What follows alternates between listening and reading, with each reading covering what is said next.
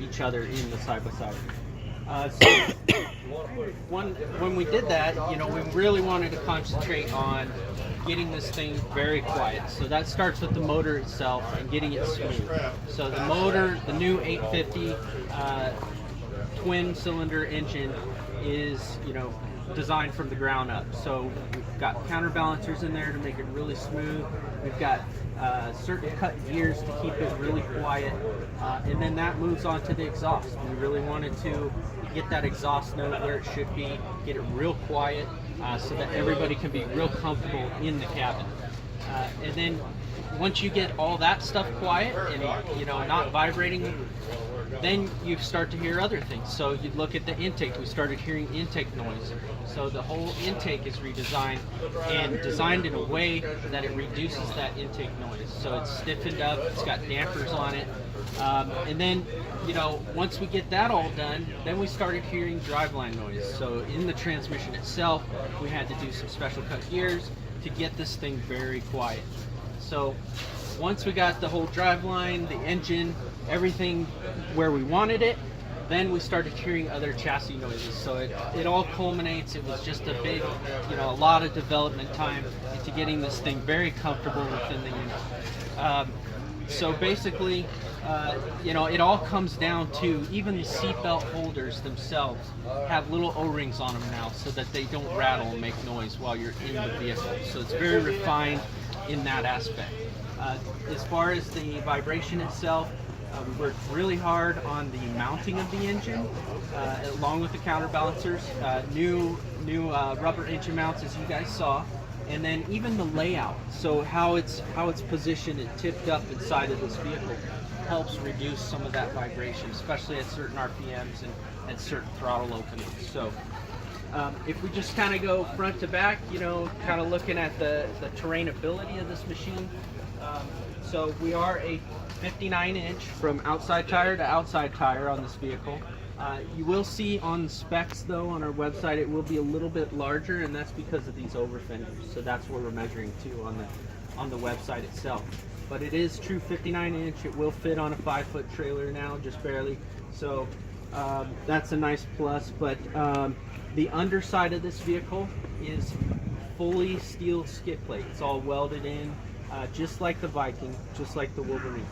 So we did borrow some technology from those vehicles as well, and we are using the full steel skid plate, but we also ramp them up on the sides to get some more terrainability out of this. It also helps when you're in mud, and you know, it helps stop suction that gets you stuck. So we thought about all of that. And then as far as this unit, this does have some accessories on it. So as you can see, these A-arm guards here, they are an accessory, but when we developed a lot of these accessories for the Wolverine X4, we wanted to go along with the unit development. So it's something next level for us that we're doing. We wanted to have it all look OE, even though it is an accessory. So when you put these A-arm guards on, there's no brackets that you got to put on or anything like that. All the mounting places are already on the A-arm, so you just have to screw them on. This unit also has a winch on it.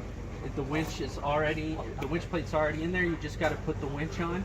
And we also incorporated in the glove box a place to hold your winch remote. So it's got its own little place in there, and it's also molded in a way where you can drill out your connector right there and position it in the same place every time. The glove box itself is new. I know on some of the older ones it wasn't as stiff as it is now. And you can put as many water bottles as you want in there and go riding, and it will not pop open.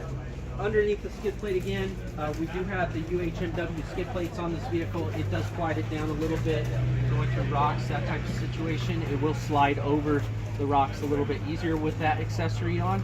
But again, all of that mounting integration is all designed into the vehicle. So you just have to, you know, put the fasteners in and it's ready to go.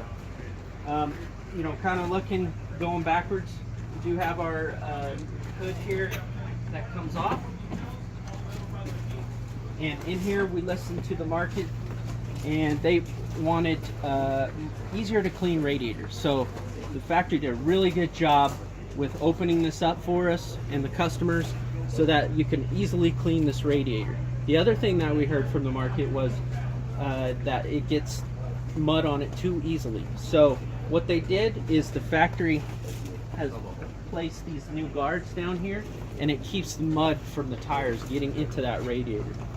And when you do wash the radiator, the back, the blower motor itself, there's new bigger openings incorporated into that. So when you do wash it out, it's got a place to drain and doesn't stay in there. So you got access to all your service points right here. Radiator, this is your air filter here. It's really nice. It's toolless. I've already got the clips open. But basically we're using our normal oiled foam air filter, but we shared some technology with the YXZ, and we also put a secondary air filter down in.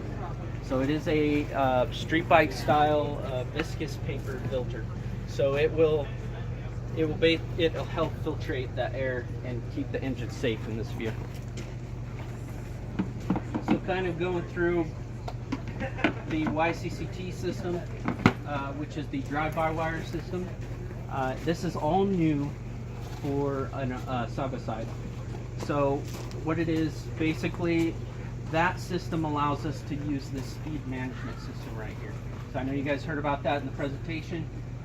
What this does is we found in the market that we really want to use, this vehicle for maybe some B2B type stuff, so some government stuff. They really need to have that speed limiter on there. Another dealer actually made a good point, and you could use it for demo rides at your dealership, so you can keep the speeds down when people are test riding this unit. When you do activate this system, it's got the turtle and the rabbit everybody's used to, so you just switch it to either position. The key comes out in either position, so you can keep this key. It is almost the same as the ignition key. It's just differentiated by the color of it's gray instead of black. So the other thing that we found when we put this drive-by-wire system on was that you can move your foot a lot faster than you can twist a grip on a motorcycle. So they had to fully re-engineer and get a new servo motor for that YCCT system, and it's a lot more responsive than the motorcycle ones. The advantage of that is that when you're going over slow speed rocks, you have this situation where your foot's kind of going like this, and it gives it power in and out, and it kind of creates this jerky motion. We're able to tune and smooth that out for the driver, so it really helps with the terrainability of this machine. You know, kind of working back through into the cab system, this is an accessory windshield. This is the windshield that we're offering, as well as the glass windshield over there on the cab kit. This one does not fold down like current Wolverine. This one actually, if you wanted to, the reason it doesn't fold down is because if you did, it would hang over in this area, and then could get roost from the front tires and everything. So what we've done is actually taken this, and if it gets too, there's too much mud on it, and you don't have the visibility, you can actually take it off and set it on the back side of the unit. So it all clamps for both front and back at this point. Going into the cab itself, we do have these nice cut-sew seats, and the driver's seat itself does move forward and backward just like the YXZ. There's a quick adjust system, so you can move it back and forth in case the wife wants to drive, or somebody shorter wants to drive, or somebody tall wants to drive. So the other nice aspect is that the steering wheel does tilt, so we do have tilt just like the YXZ. And then kind of going through, we still retain our core system, our on-command system, so it does have two-wheel drive, four-wheel drive, and full diff lock in case you get into those situations. Going through the dash a little bit more, we have the new meter that we put on this unit. So the first time we put this meter on a unit, and this new meter has a couple new functions. Basically, it has a temperature gauge, just like the YXZ does, and then it has a service reminder in it. It is user settable. There's no predetermined interval. So if you guys want to use that in your service department, it's a great feature. And then one thing that we found when we were doing some research, especially for this X4, was that when hunters go out in the morning, they don't want their lights on, but it's still kind of dark. So we found that the meter itself was a little bit too bright and was shining in their face, so they couldn't see the road as much. So basically, we've made this meter dimmable. So it's real easy to do, very intuitive. So kind of moving back, we do have accessory integration as well into the dash. We've got these plugs right here. You can pull these out and put in rocker switches. So it's already cut out for you. It's just got these plugs in it. This keeps you guys from having to do, you know, the perfectly square hole to put those rocker switches in. This also doubles in the floorboard. We have a couple of these in the floorboard. So now when you're cleaning the vehicle, you can pull these out. All that mud will drain through these little holes that are plugged. The doors themselves, they are a new high door on this vehicle. So we wanted to keep the elements outside of the cabin. And one of the nice features of this is we move the door handle inside. So that way, when you do go through some mud, you don't have to reach out on the outside and fill your glove full of mud to get out of the vehicle. So this is a very nice feature. The seat belts themselves are new. As you can see, I know some of you know this already, but the old seatbelt adjuster here was difficult, especially when it got mud and other stuff inside of it. Now you just pull this out. You'll see when you guys test ride, it's very easy and it moves up and down very easily. So it's a nice little refined feature for this vehicle. So kind of moving down to the back. So what we did is we wanted a nice, capable, tight handling vehicle to go in these woods. As you guys will see on your test ride, we picked this place for a reason. We really wanted to showcase how nimble this vehicle was to be, especially as being a four-seater. So to do that, our wheelbase is actually only less than 1.5 inches longer than the current Wolveriene. So to get that with 4 full-size seats was a pretty good achievement by our engineering group. So we also wanted versatility. So we found that, you know, some of our customers, they didn't always ride with 4 people in this vehicle. So we wanted to give them a little bit of extra cargo space and be versatile. So if we come to the back of the unit, we've also refined it with a truck style tailgate now. There's no latches on the side. So now you can just use one-hand operation, set your cargo in, and you're good to go. But to convert the seats, all you're gonna do, you're gonna pull up on the seat bottom in the back, and it'll stay up like that. It's got a positive lock in it. Then you're gonna come around the back, and there's a handle right here. You're gonna grab this handle, and as you can see, it'll tip the seat forward. That when it tips that forward, it sets it at the right angle so that it slides the smoothest. Now, the trick for these seats is you gotta pull that handle up and hold it. Slide it all the way to the stop and then let go. You can't let go in between, otherwise it might shimmy a little bit. So, very easy. Push it to the stop, you're converted. So, you can do both sides, you can do one side, however you guys want to use this unit. Because we did that, we've added this here so you can tuck away your receivers and take full use of that cargo space if you need to, or have it just one for 3 people, whatever you guys need to do. So, as far as the suspension, we really wanted it to be comfortable, confident. So the front shocks themselves are KYB shocks. They do have five-way preload adjustment. So if you want it really soft to do some slow speed rock crawling, it's good for that. But you can also ramp up the preload adjusters in case you want to put a snowplow on this thing. So, which would be a great addition with the cabin. Now the rear shocks are new for us. They are new technology. Basically, we wanted something to keep that comfort no matter what kind of cargo you're hauling, whether it be people, whether it be 600 pounds of cargo. We wanted every situation to be the best it can be. So these new self-leveling shocks, what they do is they use a combination of high pressure gas and pump inside of the shock itself. It's all self-contained. It doesn't need any other air compressors or anything like that to work. and it is self-energized. So what that means is when you do put a lot of cargo in here, or you have people in here, it will sag down.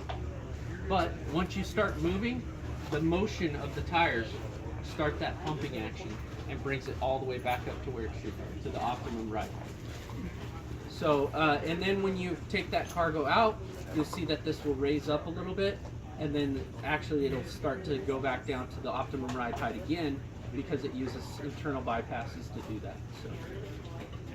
So, the transmission itself, we wanted it to be really capable and durable. So we do have, with this 850, everything is redesigned to keep up with that type of power output. So the 850 cc twin does have a new, bigger gap between high and low gear.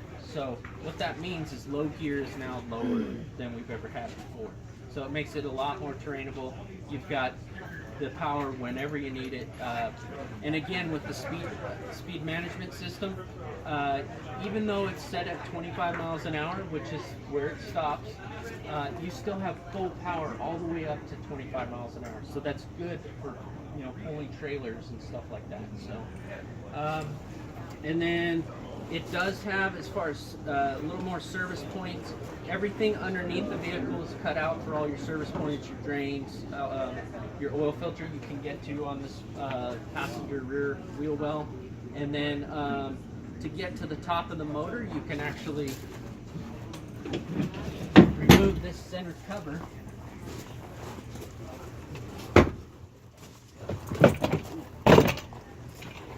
And it's no tools, we just use plastic rivets that you can pull out by hand. You can get to the top of the motor, you can get to the oil tank right here to check your oil, fill the oil, all that good stuff. Get your spark plugs, everything. Now, it does have a separate transmission oil. It uses the same type of oil, but it is separate. Now, there's a couple advantages to that. The separate oil allows us to use a dry sump system, and basically that allows us to make that motor real compact and get it low in the vehicle. The second advantage is that, you know, it keeps those oils separate and they last a little bit longer. So, but to get to that transmission oil is just like current Wolverine. So the X4, you just pop the passenger seat up here, and then there's a flap just like current Wolverine. So, other features, I would say you can see we do have our rock sliders on here on the sides. These are not stock, but they are an accessory. And everything is incorporated into the vehicle. There's no drilling required to put all this stuff on. So, with that, is there any questions from you guys about this new Wolverine X4?